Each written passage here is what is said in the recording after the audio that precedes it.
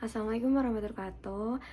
Perkenalkan, nama saya Roisya Budiati. Saya merupakan peserta magang Bimba AIUEO cabang Kumu Desmoro. Dan pada hari ini saya akan memaparkan terkait tugas magang hari kedua saya, yaitu topiknya mengenai metode individual system, kemudian metode variation skill, dan juga teori dasar dalam psikologi. Baik, untuk yang pertama yaitu metode individual system. Jadi pengertian dari individual system yaitu adalah proses pembelajaran yang bersifat individu. Individu itu kan berarti bersifat dari satu orang ke satu orang gitu. Jadi kita tidak menyamaratakan individu satu dengan individu satu lainnya, karena setiap anak itu memiliki kemampuan yang berbeda-beda. Jadi kita tidak boleh menyamaratakan, kita harus melakukan proses pembelajaran sesuai dengan tahapan-tahapan perkembangan anak. Lalu yang kedua itu pendekatan yang dilakukan harus individual sistem agar tidak memperlakukan anak secara klasikal atau disamaratakan. Tujuan yang hendak dicapai dengan penerapan metode individual system ini adalah nantinya agar proses belajar dapat dilakukan secara bertahap sesuai dengan tahapan anak. Setiap anak itu kan memiliki tahapan yang berbeda-beda, dan juga setiap anak memiliki kemampuan yang berbeda-beda. Ada anak yang umur 3 tahun sudah bisa membaca, tapi ada juga yang belum bisa membaca, sehingga kita tidak boleh menyamaratakan tahapan tersebut. Kemudian guru atau motivator di Bimba itu memiliki peran sebagai fasilitator ataupun untuk mencari tahu kesukaan dari anak tersebut. Misalnya anak tersebut sukanya bernyanyi, kemudian mendongeng, kemudian dia sukanya itu adalah di bidang matematika ataupun berhitung, seperti itu. Dan guru berarti guru memiliki peran untuk menyiapkan ataupun untuk memahami kesukaan siswa tersebut. Lalu selanjutnya adalah siswa ataupun anak itu berperan sebagai subjek atau yang menerima perlakuan dari seorang motivator. Anak juga memiliki peran aktif dalam proses belajar sambil bermain. Kemudian selanjutnya itu metode pembelajaran individual system, yaitu dilakukan secara individual berdasarkan kemampuan anak, sehingga materi yang disampaikan itu dapat terserap secara maksimal. Dan kalau misalnya anak itu belum mencapai tahapan tertentu, itu kita tidak boleh memaksakan, seperti itu. Namun pada metode pembelajaran classical system, namanya kan klasik, berarti metode pembelajaran yang bersifat lama, yaitu dengan cara menyamaratakan setiap anak. Misalnya kalau itu normalnya 3 tahun sudah bisa membaca, berarti anak yang belum bisa membaca ya harus bisa membaca, sehingga nantinya cenderung memaksakan anak untuk belajar.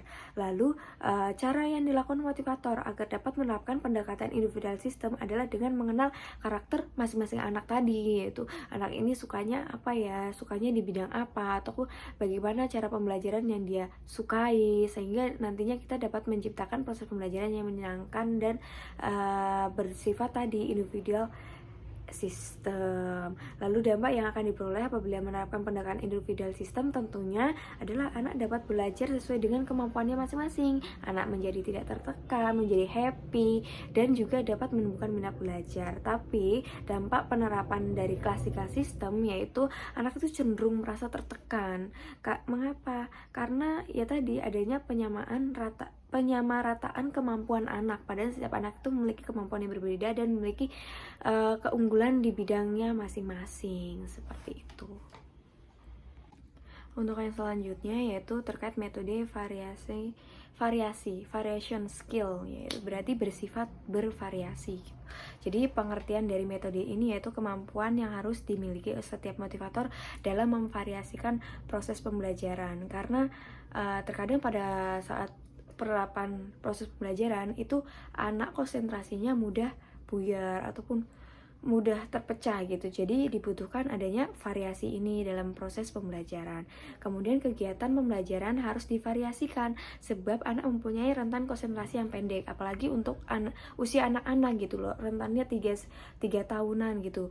5 menit, ada yang 5 menit saja itu konsentrasinya sudah buyar. Makanya untuk mengembalikan konsentrasi tersebut kita harus menggunakan metode yang bervariasi tadi gitu. Kemudian selanjutnya adalah tujuan dengan memvariasikan kegiatan belajar adalah agar anak tidak merasa bosan gitu. Kalau misalnya 1 jam penuh belajar terus, itu anak akan merasakan bosan, ngantuk gitu. Kemudian juga untuk membuat anak semakin tertarik, semakin bersemangat gitu, dan juga antusias dalam kegiatan belajar. Lalu terdapat 3 aspek belajar, yaitu aspek afektif. Afektif itu berkaitan dengan hati dan juga perasaan gitu. Kemudian aspek kognitif, yaitu berkaitan dengan kerja otak atau yang biasanya diukur, kemampuan yang dapat diukur.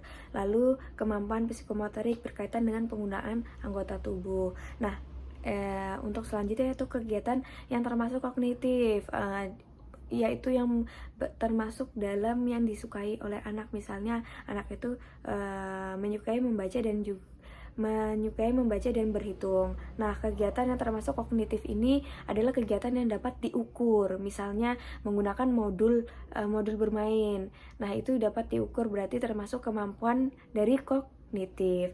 Lalu yaitu termasuk kemampuan afektif adalah bernyanyi, kemudian berdialog, berdongeng, dan bercerita. Sedangkan kegiatan yang termasuk psikomotorik yaitu adalah menangkap, melempar, dan menari. Karena psikomotorik itu berkaitan dengan bagaimana cara kita menggunakan anggota tubuh gitu. Kemudian adalah cara motivator menerapkan kegiatan belajar dengan aspek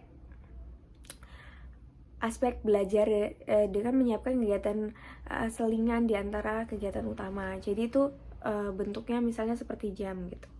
Jadi sini ada kegiatan selingan, kemudian kegiatan utama, dan juga kegiatan selingan. Kenapa hal tersebut harus dilakukan? Karena tadi konsentrasi anak itu mudah buyar.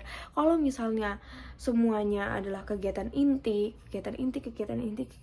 tanpa adanya selingan, maka anak akan merasakan bosan dan juga merasa ngantuk dan tidak bersemangat. Apalagi kalau anak-anak kecil gitu ya, konsentrasinya tuh mudah sekali buyar.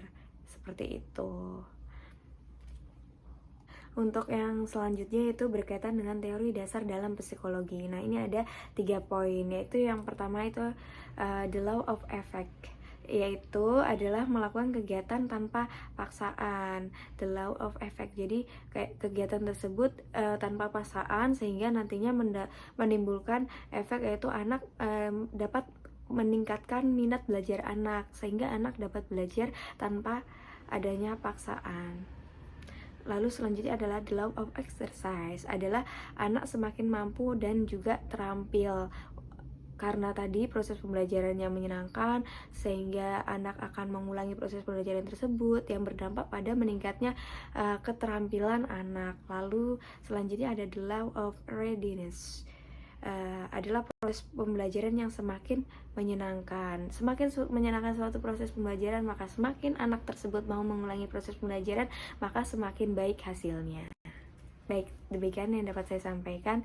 Terima kasih. Wassalamualaikum warahmatullahi wabarakatuh.